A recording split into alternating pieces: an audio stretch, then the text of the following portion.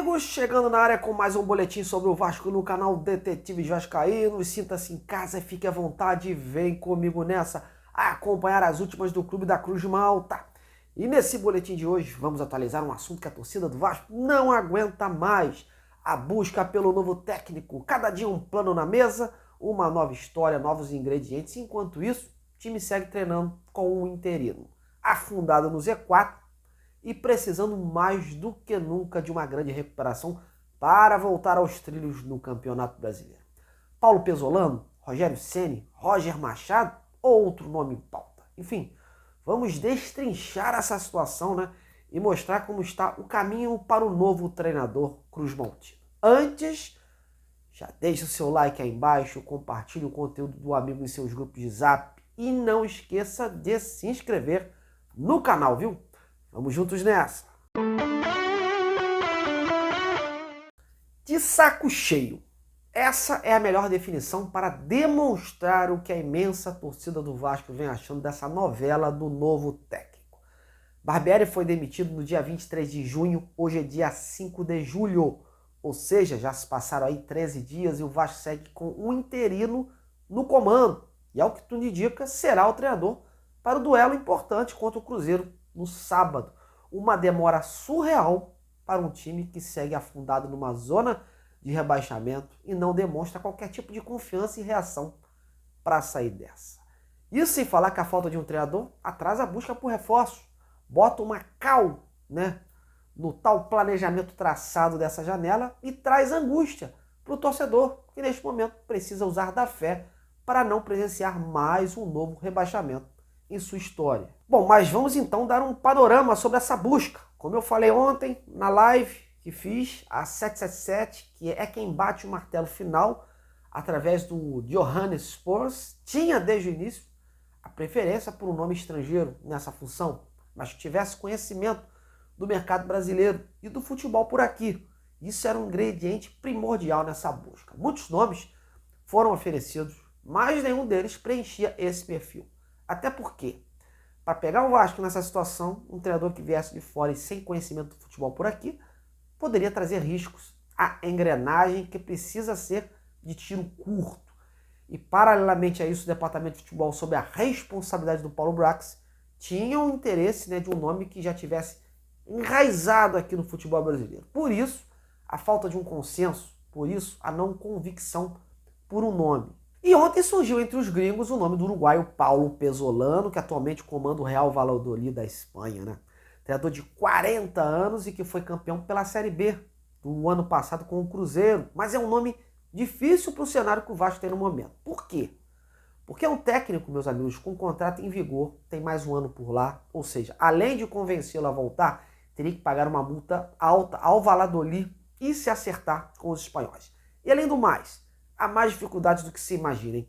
Em conversa com a imprensa que cobre o clube espanhol, me foram colocadas algumas situações que tornam esse processo, né, com mais obstáculos. O Valladolid já tem uma pré-temporada totalmente traçada e planejada. Entre os dias 7 e 8 de julho, os jogadores iniciam os exames médicos. E no dia 10 de julho começa a pré-temporada já sob o comando do Pesolano. Inclusive já tem marcado o primeiro amistoso no dia 22 contra o Leganés.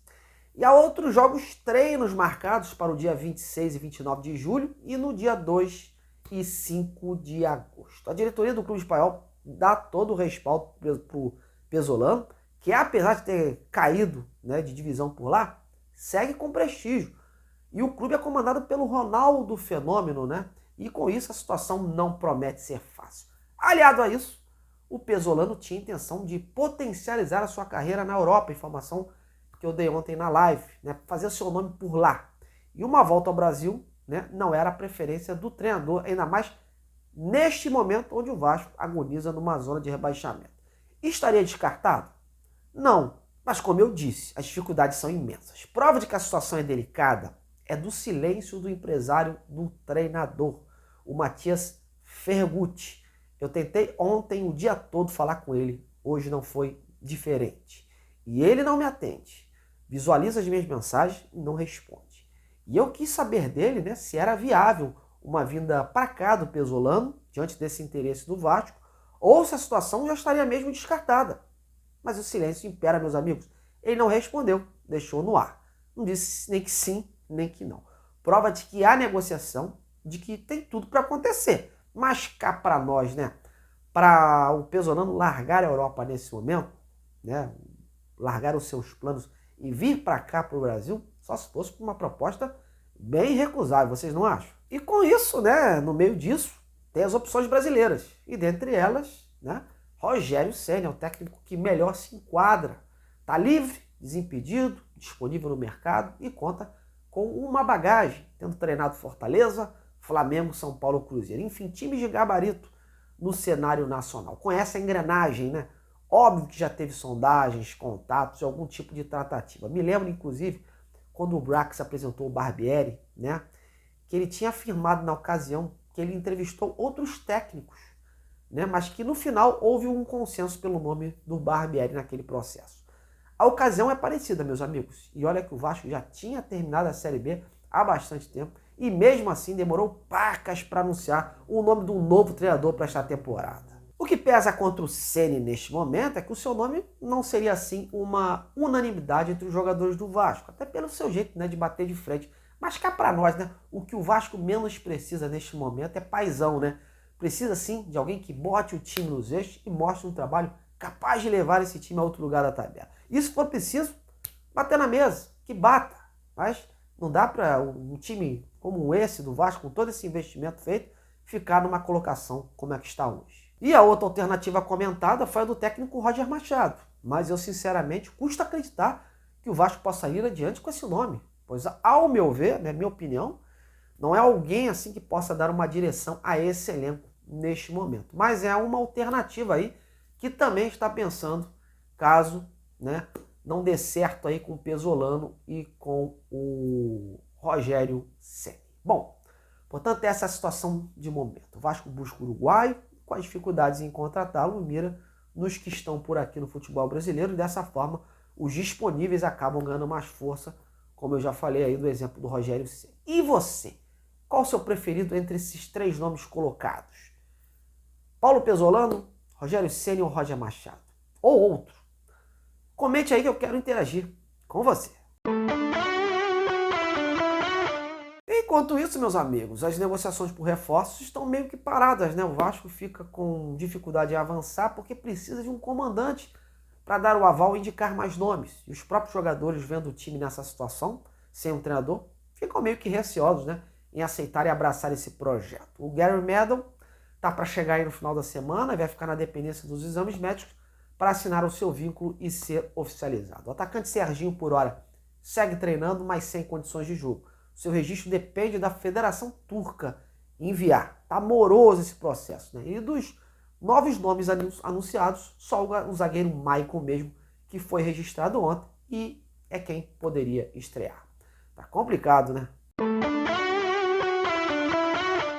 E para fechar, vamos dar uma pincelada rápida sobre o time que pega o Cruzeiro no sábado. Jogo esse sem torcedor do Vasco em São Januário por conta da punição imposta pelo STJD. E fica a expectativa aí sobre a formação, né, que o técnico interino William Batista possa colocar em campo. Robson Bambu saiu machucado no jogo contra o Botafogo, tendência aí do Capasso ser mantido, né?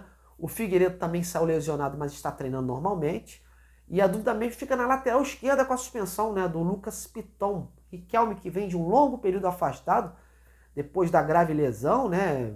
1 ano afastado aí. E acha até uma temeridade, né, escalá-lo desde o início. Tem a possibilidade, inclusive, de colocar o garoto da base, o Matheus Julião, que muitos internamente confiam nele. Ou até mesmo improvisar alguém no setor. Sexta-feira a gente já vai ter uma dimensão exata sobre essa mudança. E para finalizar, tem também o Gabriel Peck, né, voltando. Ele vai retornar aí no lugar do Orediano para atuar ao lado do Pedro Raul, já que ele estava suspenso na última partida por conta do cartão amarelo. Lembrando que o volante Jair segue de fora após sofrer uma entorse no joelho esquerdo, está em tratamento intensivo e deve levar aí cerca de 2 semanas para voltar. Bom, galera, essas são as informações de hoje que eu pude proporcionar a você. Sigo apurando cada detalhe, trazendo aqui a verdade dos fatos, assim, né? Óbvio que nesse momento, muita gente escondendo, né? Muita gente de todos os lados escondendo os detalhes, mas a gente tenta aqui destrinchar aos poucos para mostrar o que está acontecendo. Em breve estou de volta com muito mais notícias do Vascão. A você, meu muito obrigado, um grande abraço e até lá.